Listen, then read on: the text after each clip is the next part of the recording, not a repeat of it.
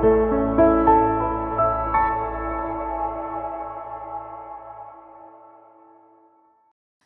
welcome, Brigitte. Welcome, Mila. So, okay, so actually we start with this title, Biology, Bridge Across Science, Medicine, and Exploration. So I just wanted to start with Mila to understand that what exactly is that you do at NASA as a biologist? What are biologists actually doing there? Well, it's such a pleasure to be here. So thank you all for being here. It's really a joy so far with all the interactions we've had with students. You guys are so engaged. So please, as Anupama brings us to the Q&A session, please don't be shy at all about questions. I think both Brigitte and I are very happy to answer questions. So let me start out by saying, as Anupama said, we do science in space, right? So some of you, in fact, let's see with a show of hands, how many of you have worked in a lab, have done any kind of research in a lab?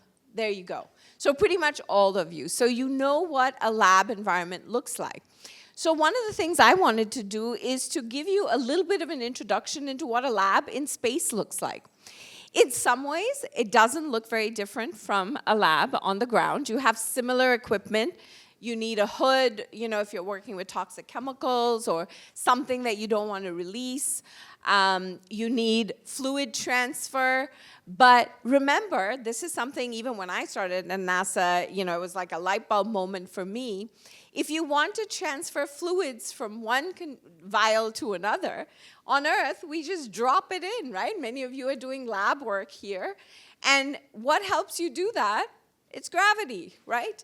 And in space, when you're in an environment where there's either reduced or no gravity, effectively, you can't just transfer fluids the way you would. So there are modifications. You can't just take equipment from Earth and use it in space. You do have to modify it. And what you see here is actual equipment that we use to do experiments in space. And Brigitte and I will talk a little bit more about that later. So next slide. The other point I wanted to introduce you to for the work that I do is the overall big picture is we want the crew, we want humans to be comfortable and safe and have what they need in space to do their job, right? So to do that, we need to do our job, which is understand what some of those changes are in space. And yes, as you will hear from Brigitte, you can take samples from humans, blood samples, urine samples, and you get a lot of good information from that. But you can't do all studies with humans. You can't extract tissue samples, muscle samples from their bodies. They wouldn't be happy, and you wouldn't want to do that. So instead, we use model organisms for certain things that give us good insight into the changes. And so what you see there on the top right is some of the models. There's a variety of models that scientists use. Some of what I will talk about is studies we've done with fruit flies, as well as rodents and other systems. Next slide, please. So with the fruit flies, I just wanted to mention, because whenever I bring up fruit flies in space, the first thing people ask me is, wait, why would you use fruit flies that look so different from humans to understand what's happening in a human, right? So the other thing that surprises people to know is that when you actually look at the genetic information, the genome of a fruit fly, and you compare it with that of the human, and you look at the subset of genes in the human, which if they're mutated, you would get a human disease. So those genes are important functionally for the human. And you compare that data set with fruit flies, you get a 75% identity or similarity. And so those 75% of the genome, which consists of functionally important genes, are actually conserved, for example, with organisms like the fruit fly. So what you can learn is not exactly what's happening in the human, but it's pretty darn close, and it gives you, with thousands of samples, it gives you the statistically significant data that you need to then go and check in a human what is happening, what medications should you use, what might work. So Yeah, thanks, Mila, for that. So, but do you think that all of these things that in fruit flies can be extrapolated to human beings? Though I understand that you dealt with the, the percentage of identity, but then are these questions that you work with people like Brigitte? Exactly. So that's exactly, in fact, the reason folks like Brigitte and I would collaborate is because it's a stepwise thing in research. So what you understand in a simple model, you want to test then in humans and other mammalian systems. So here we're talking about biology across scales in a way, right? So, and you have the real human subjects, for example, like that. Yes, exactly. First of all, thank you to be here with you. It's a pleasure for me, and I hope you will enjoy our talk. And good afternoon to all. About astronauts, you know how that the astronauts are doing experiment on board. They are going on board the station right now to do experiment. But before sending them, all experiment has been tested either on animals, it's really a gold standard first, and on so other models. So of course we have physics, chemical, and human physiology. And regarding the human physiology, the body will be really impacted in flight, so we need to help the body to recover faster. You know that they are doing exercise. And we have two models on the ground that I really use, not myself as a volunteer, but as a medical doctor, helping the people. So this is on the left side, you have the bed rest.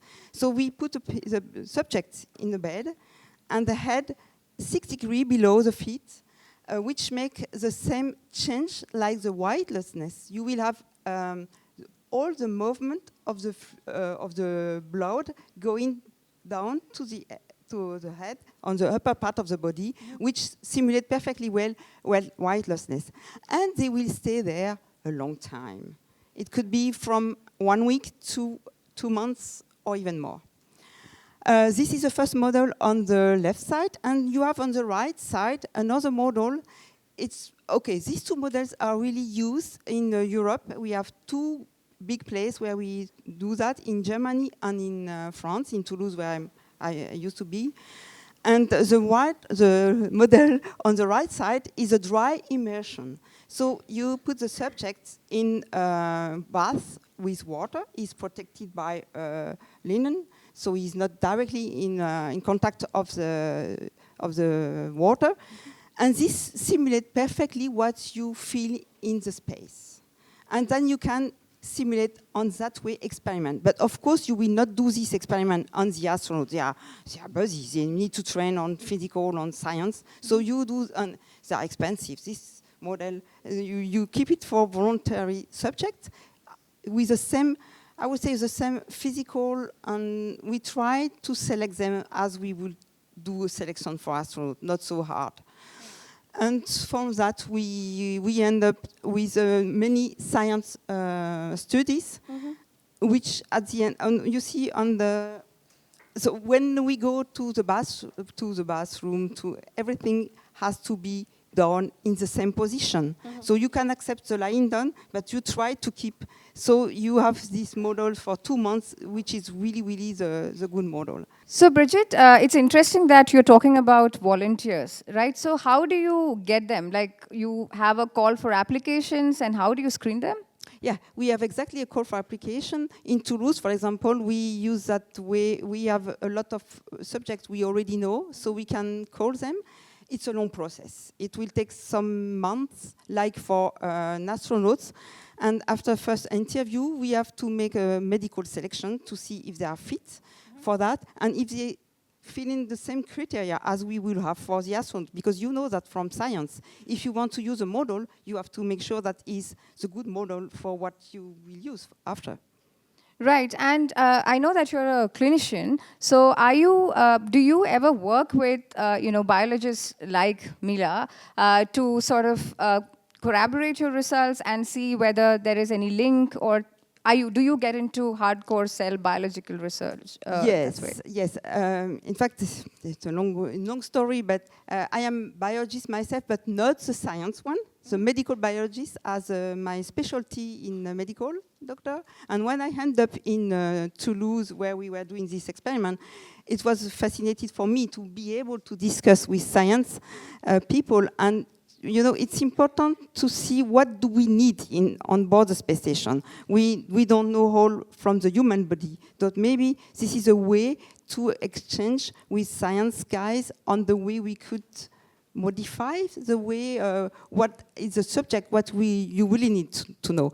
You have on one part the fundamentals, physiology, and after that, this is what you learn most of the time, and sometimes we can focus on more practical things. Right, and do you, other than the human body experiments, do you do pharmacological studies, which is like shown here, and how do you do that, and why do you do that?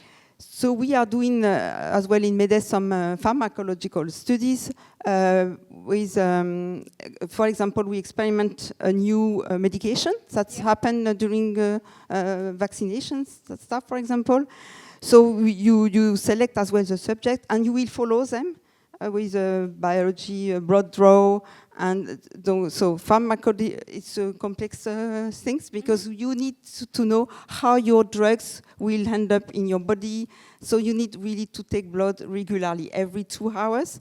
So this is something you need to know. So on space station, most of the time, we use medication. We don't really know how the pharmacodynamics end up because we did some studies at the beginning, but it's hard to take off blood every 2 hours. Yeah. So you don't want to do that. But this is a gap missing right now.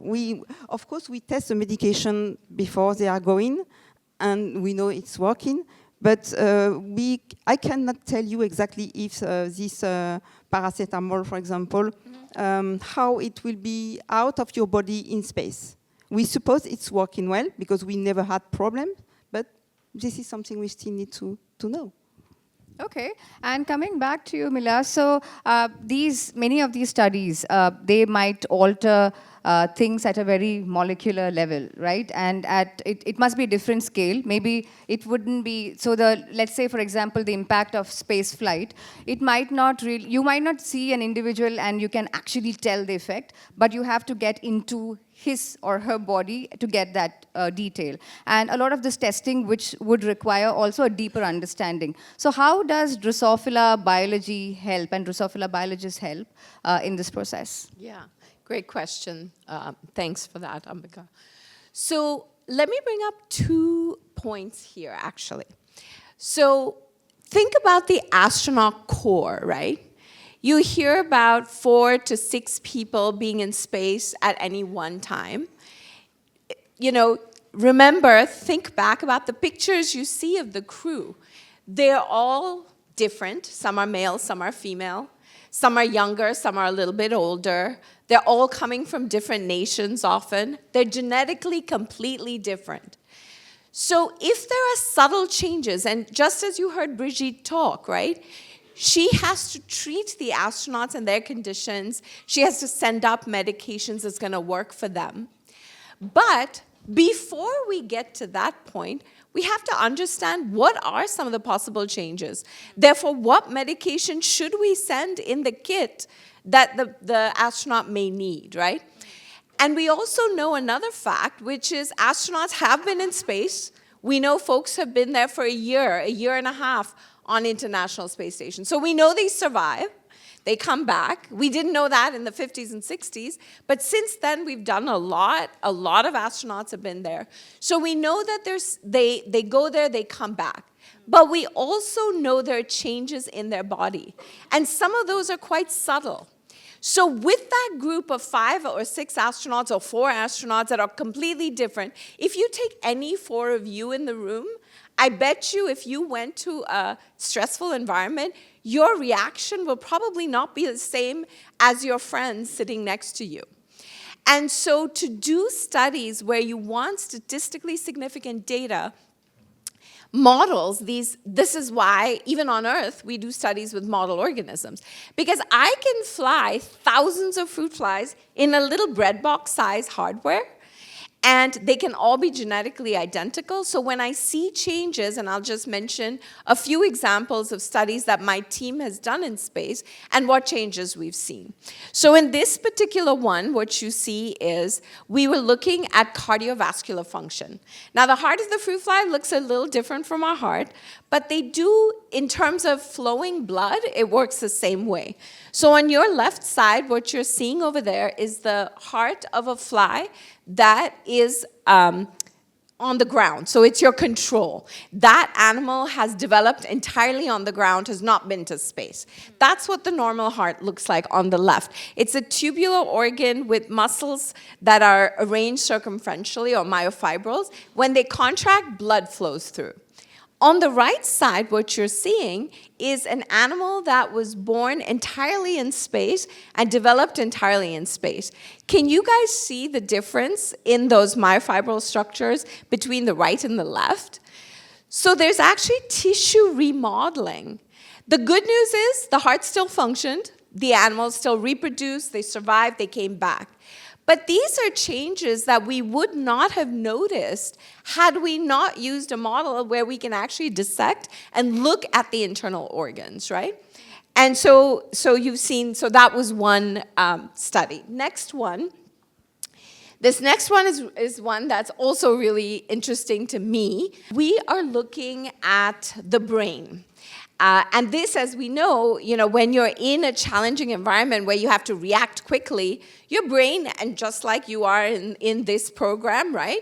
You're constantly learning new things. You're constantly having to answer questions, ask questions. You have to be on it, right?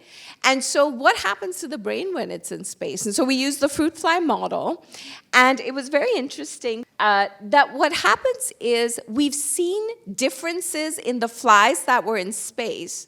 But you know that hardware list that I showed you in the picture in the first slide? We had a really cool piece of hardware which had a centrifuge inside. So some of those identical flies we put in a centrifuge and we treated it with artificial gravity. And at the end of the experiment, what we found is that the flies that were in microgravity had the largest number of defects in terms of both looking anatomically at the brain, as well as some of the transcriptional and functional measurements that we did. But interestingly, the ones that were in space with the centrifuge, we were able to counteract some of those problems. So that was interesting because remember, one of the reasons you do research is to figure out what the problem is. And the reason you want to do it is so you know how to help the astronauts. And so one of the things we found is that centrifugation and artificial 1G might be one way to reduce some of the defects we find. Next slide. I'll be quick on this one. This was an immune system study where we found that bacteria that we exposed in space were able to kill fruit fly hosts. This bacteria is actually infectious for humans and causes skin infections, and it can also kill fruit flies. We were doing the studies on the flies, and we found that the bacteria that was sent in space, when they came back down, were more lethal to the fly host. And then we did another follow-up study, and we found that it was the use of amino acids, how effectively the bacteria, in the stress of space flight, they change their internal mechanism to use amino acids like aspartate more effectively. And that's why they had an advantage over the host and were killing the host faster. And then my last slide in this section, which will actually lead exactly into the kind of thing that Brigitte does. We were looking at data from rodents, so mice actually in this case, and humans that had been exposed to spaceflight. We did samples, blood study samples, and we looked for a biomarker, and we found a particular biomarker which gives us an indication of the level of stress in the animal and also in the human. So again, to give you the idea that these animal studies help us understand what's happening in the human. Right, so that's interesting because, so for what I understand that, organisms which are subjected to space for a certain time, they can undergo mutations, they can undergo changes from within, right? So, but if you're taking a human being who is spending some time in space, we don't have that much time in terms of scale of time to undergo any kind of changes. So do you think that if somebody goes to space and spend, let's say, 8 or 9 months there, would we have any kind of internal changes? Yeah, I think this is really interesting to see how we can exchange together, because this change in virulence bacteria, we saw that all the time. And we are always physician anxious because our astronauts have, the human system is changing. The full body is completely changing because of the microgravity, because of the radiation level, which is really high. And we know that we need to have higher level of antibiotics to make sure that we can overcome a bacteria. But it's really strange, because we don't see that much infectious disease as we would expect with what we know from the broad draw experiment. So we had 9 months to answer your question, Ambika. I hope, I think there's something on top of all of it. This is a psychology. When you ask an astronaut, where are you going there? I'm going to do experiment. Are you sick? We need to, I'm fine, doctor. Let me do my experiment. If you tell them, okay, it may happen this, that's something may happen. So I was during the full flight of Samantha, I remember thinking about things I never mentioned, at the end went well. But you never know what can happen. So the psychology for me is really important. And this is one way to explain why we don't see so much. And the body is really well done, as I always said. So you adjust. You see, you have not the sagesse. You know, when you don't use something, you lose it because you don't need it. Yeah. The problem is for astronauts when they are back on the ground because gravity is there again. Yeah. So, I mean, I just know that you have had this long duration flight mission with Luca, for example. So, I guess what we see in media and what is available is that, okay, they are undergoing some prep to go into space, and then they come back after some time, and they give the media interviews and saying, okay, we have found this data and things like that. So, I feel that there's a lot of focus on the data rather than, the biology behind the scenes. So can you just give an example of what prep that Luca had to undergo, for example, to make sure his space journey is safe? Yeah, that's too huge. But I will try to make it fast. So you see these two pictures. The first one on the left side is actually in the quarantine we are doing. So before going, maybe I have to explain you, nowadays we are more flying with SpaceX, as the axioms. But at that time, it was still with the Soyuz, so we had no way after the shuttle flight to go to space. So we were going with NASA and Russia colleagues. And to make sure that the astronaut will not have any infectious disease, we have to make what we are calling the quarantine. It's not 14 days, it's only 10 to, I was not lucky with Thomas, because we have even more, 15 or more days. Thomas Pesquet. Thomas Pesquet, yeah. Yes, the French guys, you probably know the astronaut, the last one. With Luca, so we end up in Kazakhstan because you are going from Star City where they are finishing their diploma. They need to get their diploma before going to space. This is the really last one, drive the Soyuz. And then after that, you end up to Kazakhstan where the rocket will be going out. And the one you see on the left is one of the pictures we had that, the Russians, there are plenty of protocols since Gagarin was the first one flying, and we have to do all because it was working well. We have to plant a tree. I saw, by the way, that you have a lot of planting tree here. Yeah. I really was fascinated. I said, that's a common things we have with the Russian first flight. So the first time an astronaut is flying, he will have to plant his tree. You have the ceremony with the flag. You have a lot of ceremony, a lot of signing. Of course, in between the scenes, they will keep trying to keep their training on the Soyuz. And sometimes they need to do what we call the tilt test and centrifuge rotating chair to make sure that they will be fitting during the launch.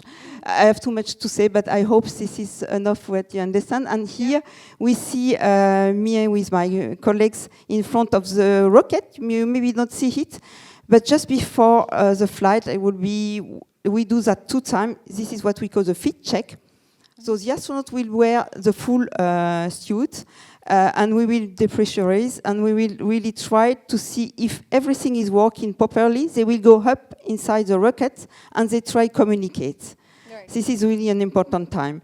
And the picture you saw just on the right side is the way back when Samantha was coming back, the second flight astronaut I had.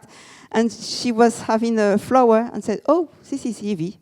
Just to tell you how is the gravity again coming. Yeah. So I think it's interesting how the astronauts work with you also, also ultimately for their survival.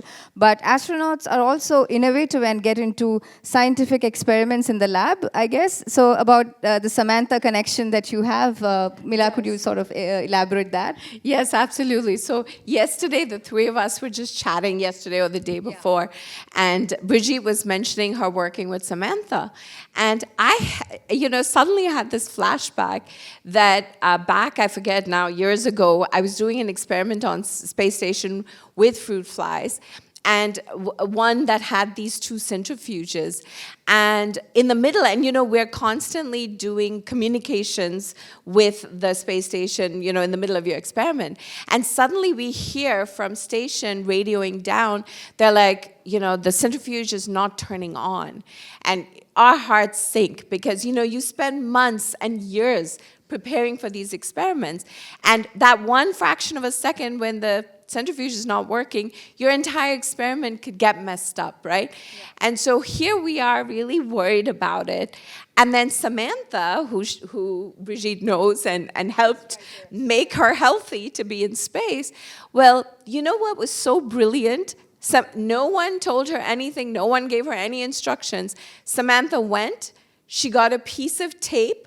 She wrapped it around the centrifuge that was not working, and she pulled it like a lawnmower and basically manually jump-started the centrifuge. And it started working, and we got perfect data back. And, this is another example, I think, where even though we do sometimes think that automation and robotics could do such a good job. And yes, there's a lot of room for those automated pieces of hardware to help us. But really, the human ingenuity is something that's very hard to replace. Yeah, and maybe to add on that, I remember myself, and it was in NASA Houston, being there, waiting the astronauts for the science. So he was doing his science. And the science guy here, they had problem with one device as well. And they were thinking, oh, I don't know. I said, okay, the astronaut is coming soon, so maybe. And then he was able again to find a solution. They always think about, they are really, I don't know, brainstorming and ready to solve everything. This is the goal.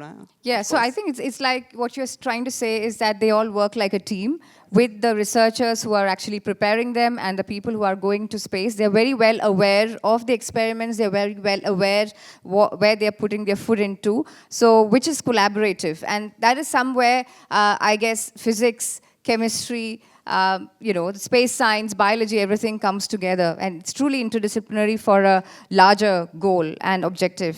So how was it during the COVID time, Brigitte? Did you have many space missions during that time, or was it restricted, or how was it? During the COVID time was a bit a nightmare, as you can imagine. But finally, I remember Thomas Pesquet was preparing for his second mission, and I was the flight surgeon of him as a backup. But my next astronaut was Matthias Mora, you see on the left side. And so we were preparing, but it was a nightmare because we have to do this always. What can I say? That the saliva sample. Do you have COVID? Oh, it's positive. Oh God! Yeah. So you cannot go. So we had a few time to postpone the flight. So there was and finally, when they were in flight, they were explaining to the people who was in confinement, as you had as well. Okay, you see what is the life of an astronaut now. So that was more difficult. On the right side, I was the one doing, of course, the measurements of the astronaut, because I'm a French, as you may heard, and I was living, of course, in Cologne. But my colleagues, I had one in a Greek one. He was in Greece, the one taking care of Thomas for the second flight. And I would say that I was the one here, close to Cologne, and I was coming to do the stuff. And I had, of course, to wear all of this to make sure that nothing happened. That was more difficult, but it was always discussion. Okay, if somebody is positive, how do you handle that? Yeah. For the training, because we have to postpone a lot of, so it was really, really complicated. But finally, it worked well.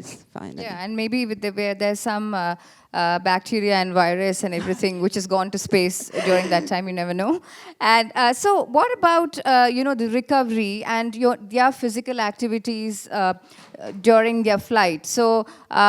Is it because you sort of lose bone mass and density as well because you are in an enclosed space for a long time? So how do you ask them? Do you recommend them for some exercises and things like that? Yeah, thank you. Yes, we recommend them to do exercise every day, 2 hours per day. So you see the device here. So they are training on a treadmill. And you need to simulate this gravity again to have this hardness, because if not, you will fly. And the velo on cycle ergometer on the next one is maybe the really hard to do. Luca was really well trained before he was a kind of athlete. He was doing sport 2 hours per day, even before going to space. I was really anxious, I have to admit, because the more you are trained, the more you will lose if you cannot have the same level of training. But I think he trained much more than he said. And but he was telling me, Brigitte, velo, it's really hard. It's because we have to put him a more level because he was more trained. So the more trained, the more difficult. And after that, maybe you can just go back to the I think I had yes, because we have the 3 way of sport. So you have on the Matthias, the last, can I say that? In the middle one, you have Matthias training on the URED. This is a aerobic exercise device which train your muscles, and the 3, it's a combination. Every day you will train on 2 of these devices, already every day. Right. And when they are, of course, another thing which is really important to keep your body fit is to have a good level of nutrition. This is something we really monitored with the weights on board. And if we are doing that, we are okay, we know it's not enough, but this is the minimum we can do. We are really too strict to your training, and then we will monitor. You can go to the next one. Well, it's for after. So we monitor during the flight the exercise fitness level, and we try to keep them. Of course, it's not feasible to keep the high level they had before, but it's better than nothing. It is why long duration flight, higher than 1 year, going to Mars is right now still a problem. Right, and as you can see that for both of you, the journey is not a very simple one, that how you got into NASA, because I really don't know personally how you get into NASA, and that too as a biologist. So I think that'll be quite exciting for all the students to know that what was your journey like? Yeah, so in this respect, I have a daughter as well, and she's a few years older than you guys, but something to keep in mind, I think, is don't get too freaked out or stressed about what your career or your next step is going to be, because as Ambika's asking me, how did I end up at NASA? Let me just say, it was purely by chance. So this is the thing, is no matter how much you plan your life, certain things that happen will just happen by chance. And so literally I was doing my postdoctoral research at Stanford. I was working on papers, writing a publication on my laptop.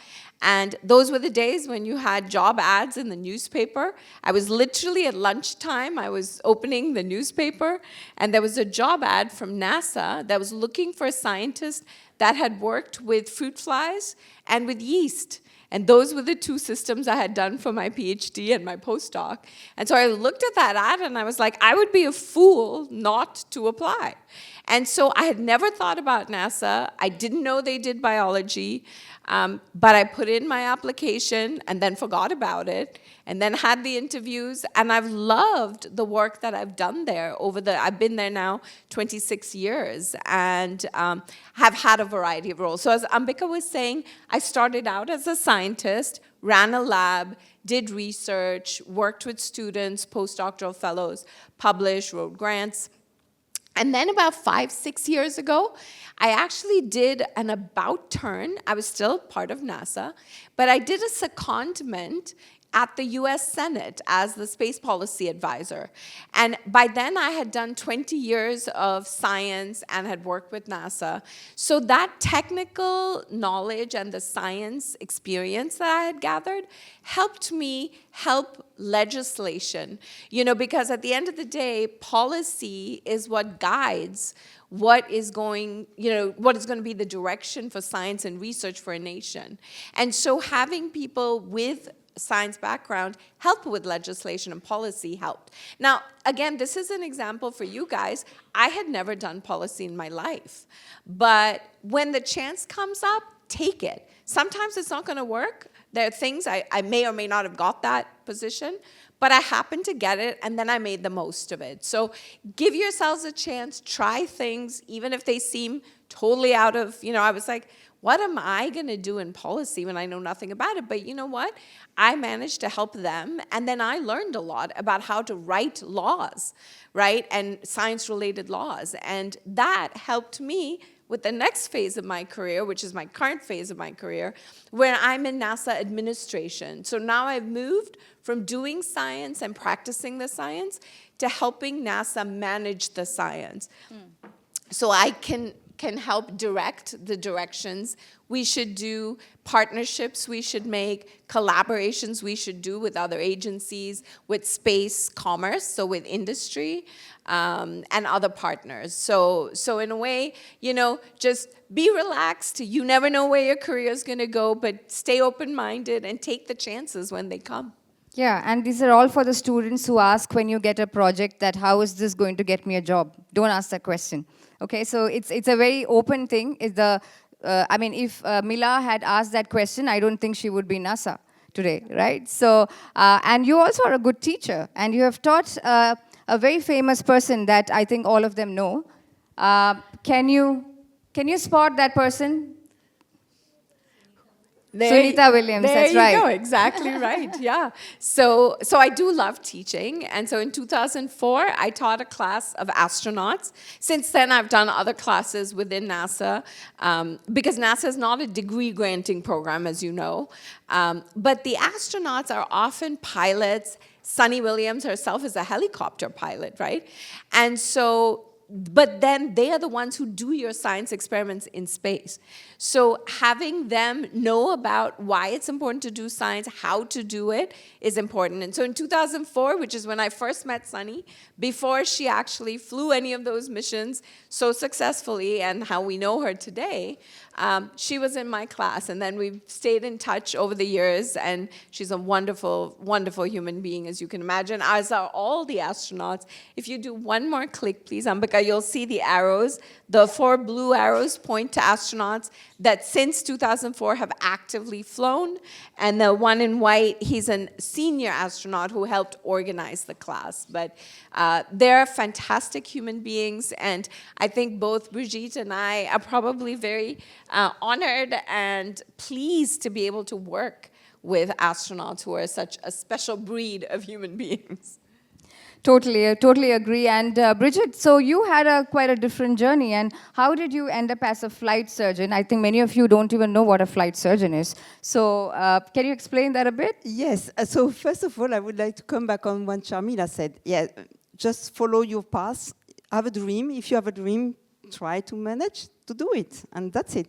Even though you have some bad event in between, always a bad event come back to a good one. So that was, as I was young, I was always looking at the sky, and I was like, oh, I would love to fly, I would love to go in sky, and so on. So I was able finally to achieve what I wanted, to go in a air balloon on a Montgolfier side, 20 years after my dream. Okay, so it takes time.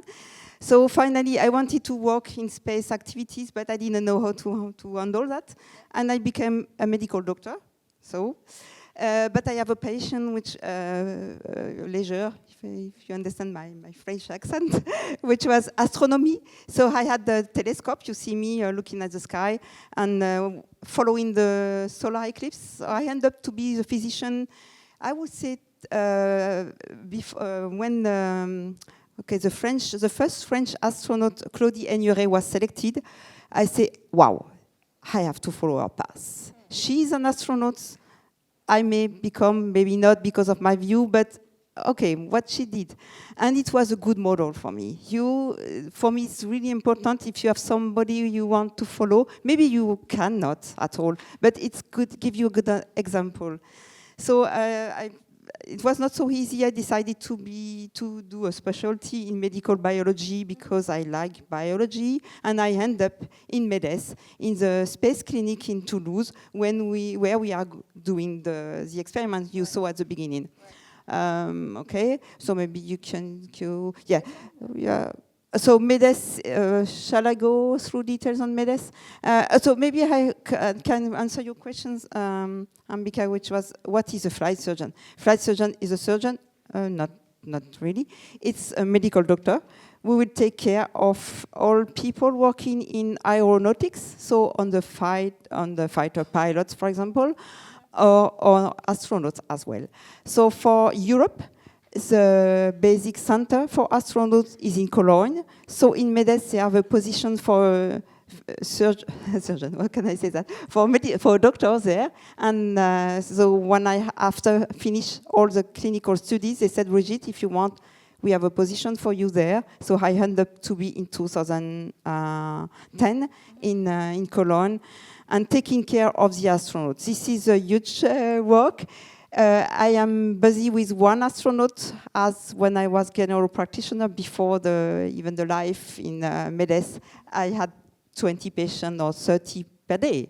So what are you doing?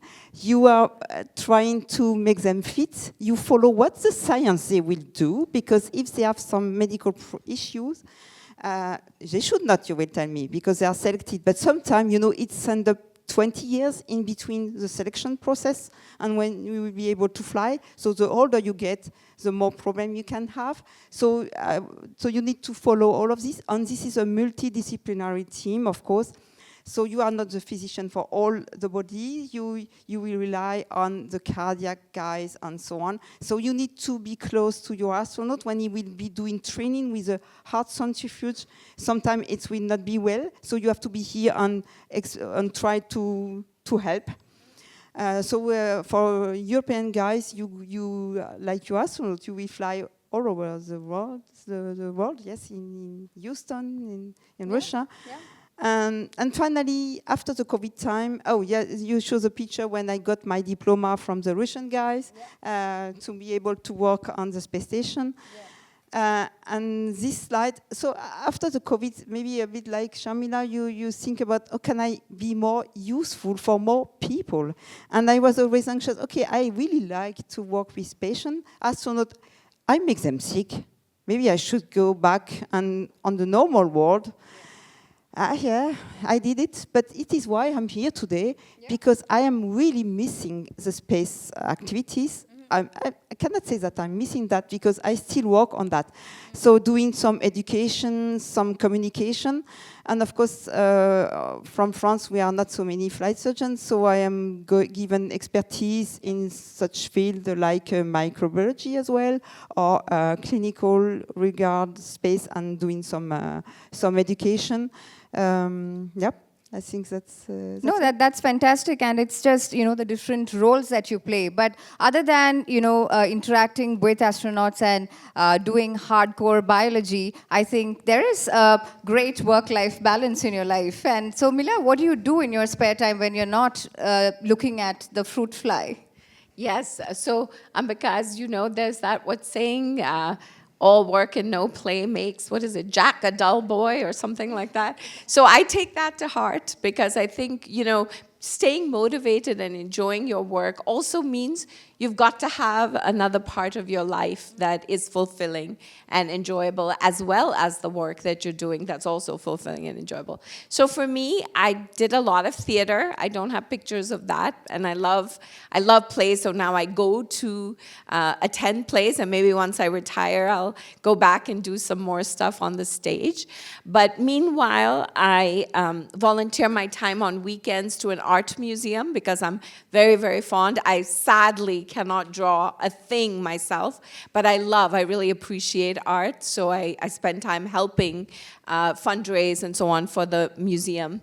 And then also you see pictures of my family, my daughter, my husband, and my daughter is actually she runs marathons and goes hiking and biking and everything, so she keeps me active. I've always been an athlete, so I enjoy exercise, but she really helps motivate me on our vacations. We're always going hiking and biking and so on. So those are some of my things that I enjoy.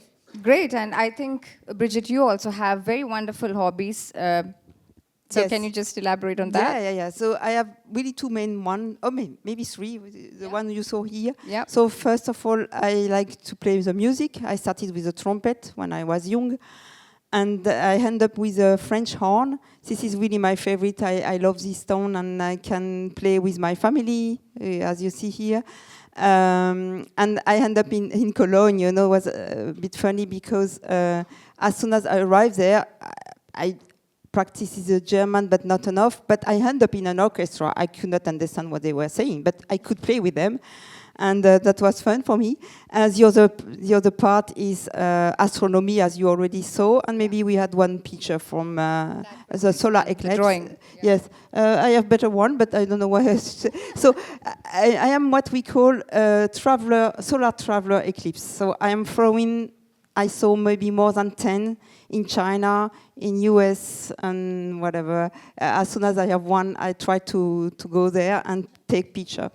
And drawing is as well a pleasure. The one you saw, it was the one I think I sent to Thomas when he was up there for the 1st of May. I try always to send a nice picture that I draw myself. It's basically. No, it's amazing to know that both of you, despite being so much busy in life, how to sort of balance it out by being active.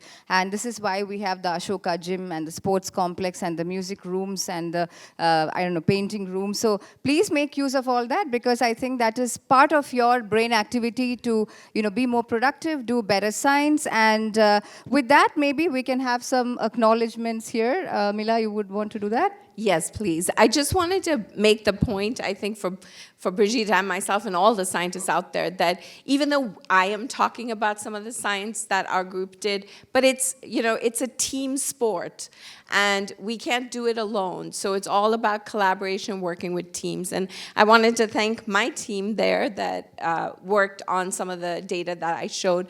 And I wanted to highlight the guy in the top left picture that you see in the white shirt, leftmost in that top left picture. His name is Ravi Kumar Hosamani. He worked with me from 2011 to 2017 as a postdoctoral fellow in my lab. And then he came back, so in California, where my lab is. And then he came back to India for family reasons, and he has a faculty position. And now, I'm very happy to say, he is the principal investigator on the Sprouts experiment that's flying next week, the Axiom mission, the Axiom 4 mission. And many of you will read about that in the papers. It's an ISRO-NASA collaboration. And so he's doing an experiment with methi seeds and with moong dal, because these are very nutritional plants, and he's going to, and also have a lot of health benefits. And he's going to germinate them in flight and then bring them back down and characterize them. So exciting stuff, and you are our next generation. And what we do here is to help you guys realize your full potential in the future. So thanks for being part of this program, and I'll hand it back for Q&A, right? Yes, I think now there will be, I can already see many hands. So let's get into the Q&A and see what kind of questions are going to be there. So I'll first give it to you. Good afternoon. I had a question about for example, you observed and noted down data about the genetic differences between the structures of the organs in fruit flies that were born on Earth and in space. So I'd like to ask that could there be similar genetic changes in humans, like if humans born on the Earth and humans born in space, would there be genetic changes? And if there were, could you please specify what they would be, most likely? Yes, thank you for the question. Really fascinating. Yeah, I think, of course, I do not have the answer because we need to wait, but I'm sure there will be some changes. And we cannot imagine without any change. I don't know if you want an answer on that. Right now, we see a lot, but you know, I always said that the body is well done. We are taking blood and we analyze on the DNA structure before flight. And when the astronauts are coming back, and there are a lot of changes, mutation, insertion. It's fascinating, but in the bad way when you saw that. And after 1 month, you see they recover. You haven't done anything on that. So, you know, changing your environment will change. So, of course, if you imagine somebody born in another planet, it will be different from us, but adjust to his planet. But of course, if he will come to us, will be the same probably as well. So yes, we can imagine some changes, and maybe Sharmila, you want to add on that? Yeah, I think you did a fantastic job of explaining, because you, of course, started Q&A with one of the toughest questions that you could have posed to us.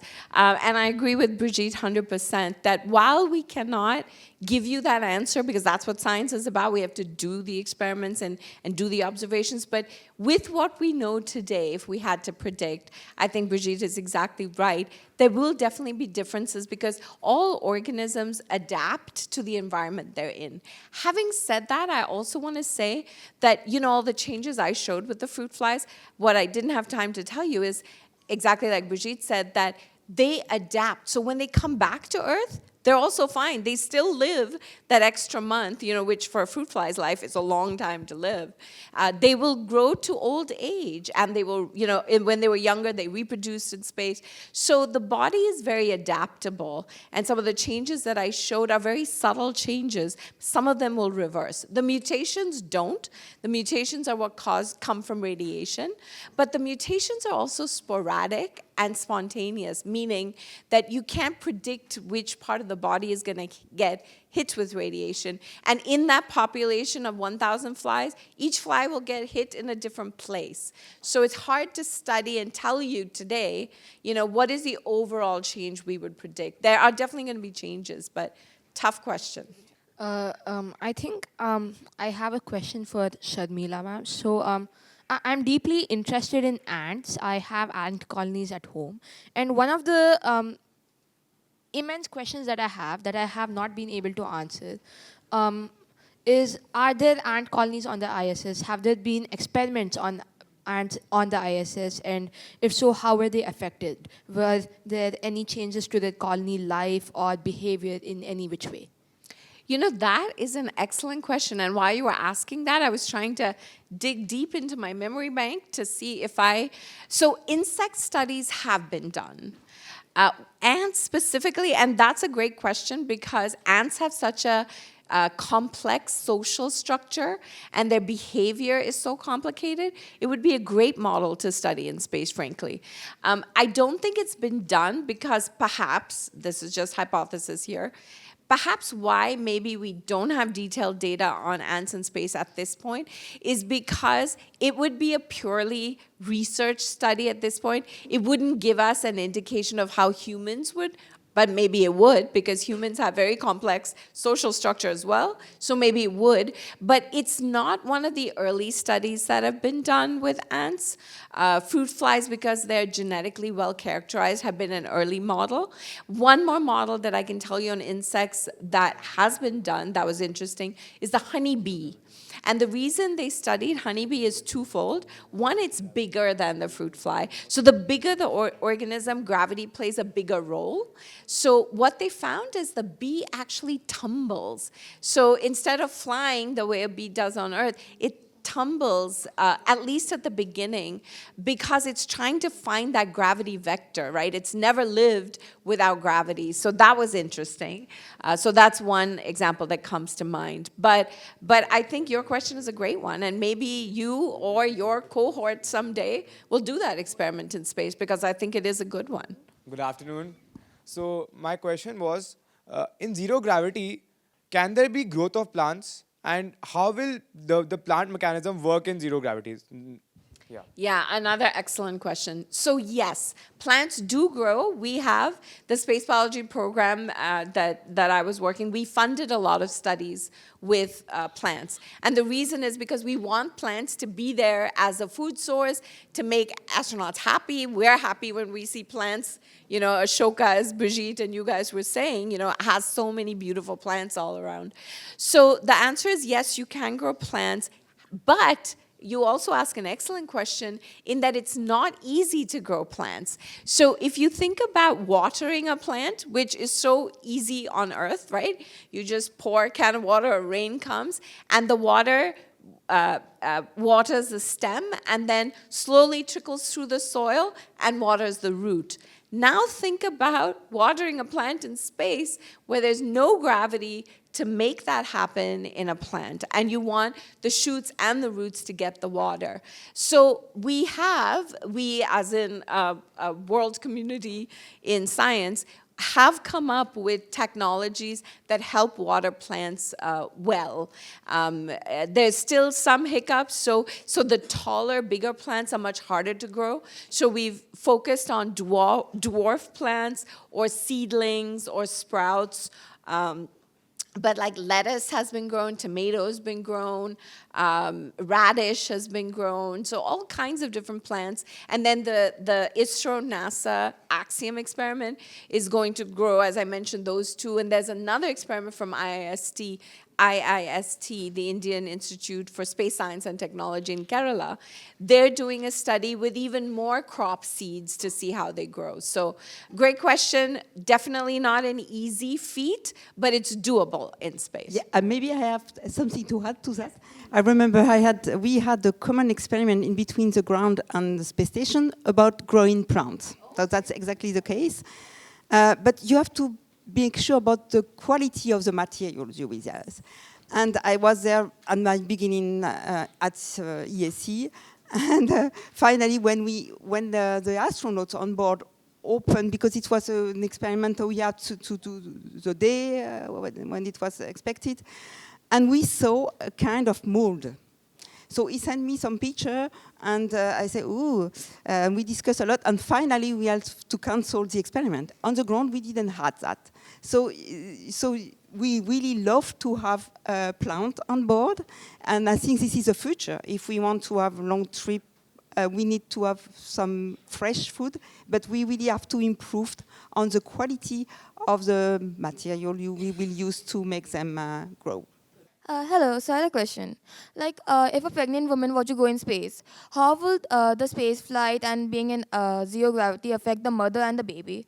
Along with that, like, what happens to women when they're on their period in space? And I want to ask that if, like, medicines, right, are they as effective to astronauts in space as they are on the Earth? Like, are they equally potent? Do they get weaker? And if somebody was infected, right, and they went to space, will they develop resistance to medicine, like the bacteria? Will develop Whole point, we don't send right now pregnant women. Okay, so we will have a blood draw even before, you know, the quarantine stuff I was mentioning. This is a point where we check as well. For the period on board, actually they have two ways to do that. Either you want to cancel your period completely and you take the pills for the full flight. Other, they still have them, and the toilets are really well equipped to remove the drop. This is a specific technical way to do. Good afternoon. I just wanted to ask, what is one organism that lives on Earth that you think would be really at home in or would really thrive in the anti-gravity or zero-gravity environment? You guys are asking amazing questions. It was really making us think here. So there's a couple of ways to answer that. You could think that maybe something like the tardigrade that is supposed to be, that is not supposed to be, it is extremely robust to radiation damage, desiccation. So you would think that that might be something. But then it depends on what you're asking. If you want to understand, what would happen to human physiology, then there's one set of organisms you would use. If you want to look at, as the previous discussion about plants, there may be more robust plants that you might want there for feeding the astronauts. But for pure science, both that question on the ants and your question about what would be robust, I think are very good questions. And, what we learn from things like tardigrade may help us create or help come up with medication that would help us for the future. So yeah, great questions. My question was, the body changes when they go to space, right? And most people consider it damage, right? I mean, it's like, the body is going bad, like faster aging, immunity changes. Is there any way that could be considered good for the body and could, change it in a way that would like help, people? So you're completely right. We said that this is a good model to simulate aging, and I discovered more and more inside this world that all part of the body become older. But finally, this is good for us on Earth because it can help us to find a new way to avoid or to recover easily. And for example, I was really working now on the microbiota, your digestive system and all the microbes we found inside. And this is, we saw that the astronauts' microbiota is closer to the older guys than even the centenarian. They are going better. They are doing better because their bodies maybe, okay, there's many explanation for that. But so if you know more about this microbiota, you can avoid some disease as well. So all of this way, doing older and so on, is good for us because this is a model on the ground. I don't know if this answers your question. Maybe, Mila, you have more to add? Yeah, I just want to add to exactly what Brigitte said. So that study that I showed you, for example, with the bacteria that had increased virulence.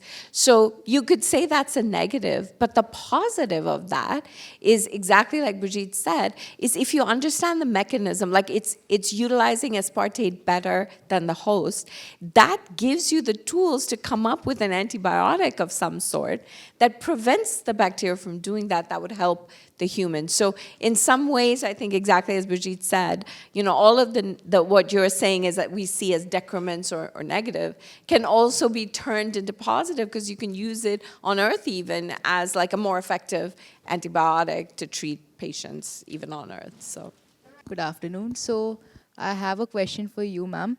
So basically, I was like really fascinated by the fact that the experiments you have done on fruit flies. So my question was like, have you done like these experiments by sending other species or organisms to space? And if yes, could you just tell me what were the observations? yeah, great question. So one of the other studies that we did using yeast was looking at DNA damage from radiation. As Brigitte and I both have talked a little bit about the effects of radiation in space. And so this was it is still actually flying now. It's on the Artemis rocket. It went up by a Sentinel. And what we're doing is we're quantifying the DNA damage levels from that radiation on an organism, or we're set up to do that using the yeast system. And it's measuring the actual radiation environment so that we know in future when we do send humans for longer duration stay on the moon or Mars, what kind of radiation will they be hit with and what can you do about it? And then I have collaborators. We've worked with mice. That's another great model. And that feeds in more into Brigitte's area where a mammal tells you a little bit closer of what the response in humans will be. My question is regarding the growth of plants in space. So basically on Earth, the sunlight that the plants receive is highly diffused due to the atmosphere. So, but like whereas in space, the sunlight is a lot more direct. So firstly, does it affect the plants in any way? And secondly, if it doesn't, what precautions are taken to prevent any damage? Another excellent question. So I'll start with that, and then if you want Brigitte to add something, please do. So what he's referring to is that actually brings up two things. The circadian problem, because if you are on the ISS, you're seeing the sun set, every 20 minutes or something like that, right? So it's a very different circadian rhythm, which will affect not just plants, but humans as well. So there's that to contend with. So the way we avoid problems with that for plants is we actually use LED lights. So the plant habitats have their own light, and we give them a 12-hour day-night cycle. So we artificially make the plants be happy and give them Earth-like conditions. But you're right, if we left them to normal, natural conditions, that would be a problem. Yes, this is what we see on board the station. We have this circadian rhythms, which is completely changes. Even though you simulate inside the station, you will have the 24 hours clock as we are doing here. But your body feel, you will not have only the physical part what you are seeing, but all the other part of your body can feel, and the hormonal system is a bit changed. And this is one of the big purpose as well of maybe the health of the astronauts. It's working well, but some change we still need to. We have a lot to learn. This is why you are here. After the astronauts have led a long mission in microgravity, how do they recover when they are back in this atmosphere? And also, how is the research in immune system contribute to to reduce the illness in onboard astronauts? So you're right. After a short mission, usually you see them again working normally. But after 6 months mission, so we have a full plan recovery. And first, we need to do the medical and the science. Science experiment. But it will take 3 weeks where we are doing a lot of physiotherapy. So physiotherapy is even more important than the sport, because you don't want to train an organism when he's not fully feeling again the sense of gravity. So we have a lot of capture inside our bodies, the proprioception. I don't know if this is something telling you something. So this is what we will, first of all, start with that with the exercise team and the physiotherapist. And after, of course, they readjust to their journey, seeing the family, it's helping a lot. And the more the day pass, the more they fit in well. You had another question? The immune system, I always said that this is our main orchestra in our body, because in fact, all is linked to the immune system. So we know that it's really affected in flight. We are, as we said earlier, we thought we could have more infectious disease, inflammatory disorder, but we don't see that much, but we don't know how it could end up for a really longer duration flight. Sharmila, ma'am, you previously just briefly mentioned about the Artemis mission in a previous question. So I wanted an elaboration on the complexities of having a human on the moon since 1972, so the added complexities and what is the current research progress? So probably may you just elaborate a bit on that? Yeah, another excellent question. So the Artemis program is the plan that we have to take us back to the moon for somewhat longer duration stays that prepare us to go to Mars. And you are absolutely right that there are definitely differences between doing experiments or even living, as astronauts living and working on space station. Astronauts living and working on the moon or Mars is going to be a different story. And what are the differences? So one of them is gravity. So on the surface of the moon, you're going to have closer to 1/6 gravity levels. On the space station, it was closer to 0G, right? And on Mars, it'll be closer to 3/8 or approximately 1/3 gravity levels. So different gravity levels. The gravity might help us a little bit on some cases. Other challenges, though, is it'll take us 3 days to get to the moon and back. It just took us a few minutes, really, to to get to the ISS and back. So there's a distance. And it'll take us 6 to 9 months to get to Mars and 6 to 9 months to get back. So distance is another big problem, because if, let's say, an astronaut has forgotten some important medication or something, to send it, if you're on Mars, is going to take you 6 to 9 months to get there. That's not ideal, right? It would take you, a few days to get to the moon and back. So distance is another thing. The third thing is that because you're going further away from Earth, the rockets that you use to take you there have to be more powerful, because it has to have more fuel. It has to take you a longer distance safely. So that means that the payloads that you carry to do science have to be small in a way. It can't be very heavy, it can't be very power consuming, because you want to make sure the rocket has all the resources it needs to get you to that further destination, right? So for all these reasons, you have to modify the way you do science and the way humans are going to. And I'll let Brigitte address if there are more issues she wants to mention with science. Yeah, thank you, Mila. Maybe we can, not really about science, but about Artemis mission. The goal, the purpose is really to be able to send astronauts further away. And then we will use this Artemis mission to be more knowledgeable about the tools that we need, and maybe to have modular stuff. And then, because we know that 2 days, it will be not so long as on the ISS, and then it will be less expensive as well, so we can have more flight to learn more. That's really the goal of Artemis, and the next step will be from there to go to further distance. So apart from on the molecular level, in your observations, have you observed any major physical adaptations of organisms when they're exposed to space for a long period of time? And do you believe that that could over time even affect humans when they are exposed to space for a long amount of time? Because that could potentially even interrupt, our presence on Mars for a long amount of time and other things that we wish to do with space exploration. Thank you.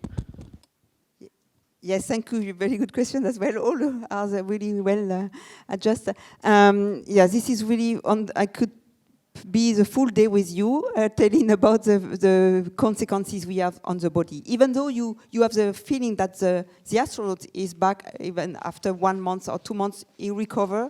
But in fact, when we go through details, and we have now the gold standard for bone is the DEXA, is a kind of exam.